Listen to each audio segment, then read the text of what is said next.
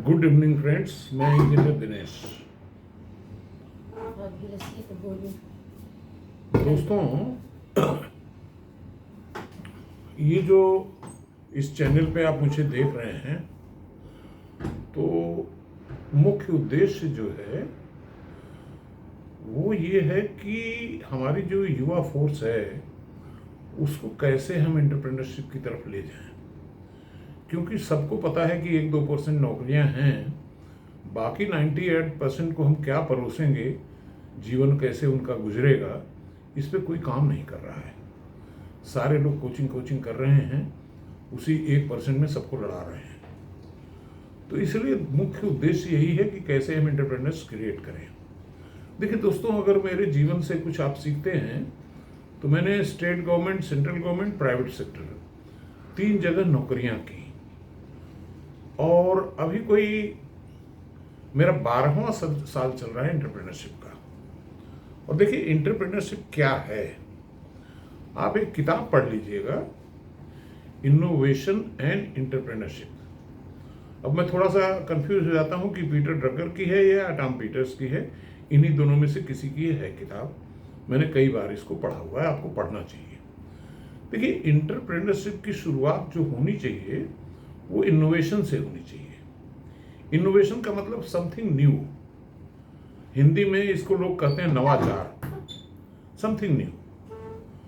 यानी कि जिस तरीके से काम हो रहा है उसमें हम कैसे बदलाव लाएं सो दैट कि प्रोडक्ट की क्वालिटी इंप्रूव कर जाए और कॉस्ट रिड्यूस हो जाए, मोटा मोटा। और दूसरी चीज ये है कि हमारे जीवन की जो आवश्यकताएं हैं उसमें कौन सी ऐसी आवश्यकताएं हैं जो छूट गई हैं, जिनको मीट आउट करने के लिए हम कोई नया प्रोडक्ट भी डेवलप कर सकते हैं। तो इस दिशा में जो मैंने अपने साथ प्रयोग किया, हालांकि देखिए एक चीज तो दिमाग से निकाल दीजिए कि entrepreneurship is business. Entrepreneurship business से थोड़ा अलग है। बिजनेस में उद्देश्य है कि कुछ भी बेच दो, कुछ भी कर लो, कहीं से भी पैसा कमा लो। Not that. Here the limitation is that you have to create something of your choice. आप जिस चीज में नवाचार किए हैं उसी चीज का प्रयोग करके आप वो प्रोडक्ट डेवलप करेंगे या सर्विस डेवलप करेंगे। इसको बोलते हैं innovation and entrepreneurship. That means you have to reach entrepreneurship through innovation. ये इसकी जो अवधारणा है एंटरप्रेन्योरशिप की वो ये है। अब देखिए जो कोई भी प्रोडक्ट आप डेवलप कर रहे हैं, जैसे मैं एक छोटा सा उदाहरण आपको दिया होगा कि जिस बिल्डिंग में हम लोग रहते हैं अक्सर वो ईंट की बनी होती है, पत्थर की, आरसीसी की। तो उसमें क्या होता है कि गर्मी पूरी की पूरी उड़ेल देता है गर्मी के मौसम में।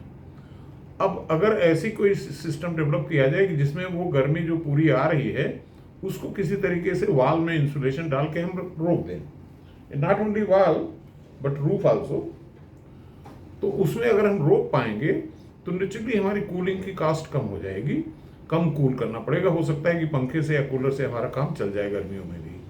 और जैसा कि आप देखते हैं कि हमारा देश चूंकि इक्वेटर के करीब है, इसलिए यहाँ पे गर्मी ज़्यादा पड़ती है 8 महीने 9 महीने तक।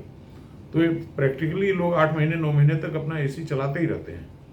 और यूपी जैसे स्टेट में करीब 50% बिजली जो है एसी खा जाता है गर्मियों में, बाकी 50% में बाकी सब कारोबार होते हैं।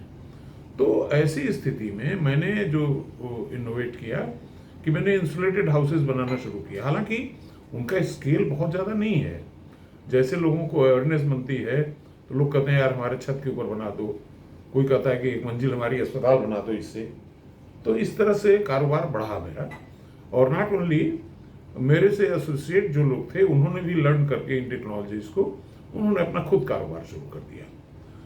तो जो हमारे लोग एक्चुअली हमारे कमेंट सेक्शन में बहुत से लोग कह रहे हैं कि हम भी एंटरप्रेन्योर बनना चाहते हैं। तो एंटरप्रेन्योर बनने के लिए जो मूलभूत आवश्यकता है वो है इनोवेशन की। अगर आपके दिमाग में कोई एक चीज ऐसी है जिसमें आप कुछ इनोवेशन करके कंट्रीब्यूट कर सकते हैं, तब तो एंटरप्रेन्योर जाना श्रेयस्कर रहेगा। लेकिन आप सीधे ही सोचें कि हम एंटरप्रेन्योर बन जाएं, कोई चीज बनाने लगे हैं, ऐसा नहीं है। जो चीज बन रही है बाजार में उससे बेहतर विकल्प लेकर के आपको आना है। क्योंकि जो चीज बन रही है वो तो मैकेनाइज्ड वे में बन रही है, लार्ज स्केल में बन रही है, उसमें प्राइस कंपटीशन स्मॉल स्केल से आप नहीं ले जाएंगे। तो इसलिए स्मॉल स्केल में रहते हुए और एंटरप्रेन्योर बनने के लिए इनोवेशन इज द की। तो आज ये मेरा पहला लेक्चर आप ध्यान से सुन लिए हो अगर, तो नेक्स्ट लेक्चर में हम इसको और आगे लेके चलेंगे कि इनोवेशन कैसे करें, और कुछ प्रैक्टिकल एग्जांपल्स भी देंगे, तो आपके लिए बहुत आसान हो जाएगा। और कुछ नई एरियाज देंगे जहाँ पे इनोवेशन का बहुत सारा स्कोप है। तो इसलिए मेरे वीडियोस को आप ध्यानपूर्वक देखते रहें, और सब्सक्राइब करें न करें उससे मेरी सेहत पे असर नहीं पड़ता। बस मेरा उद्देश्य सिर्फ इतना है कि देश के युवाओं को रोजगार में कैसे देने में सहायक सिद्ध हो जाऊं। धन्यवाद।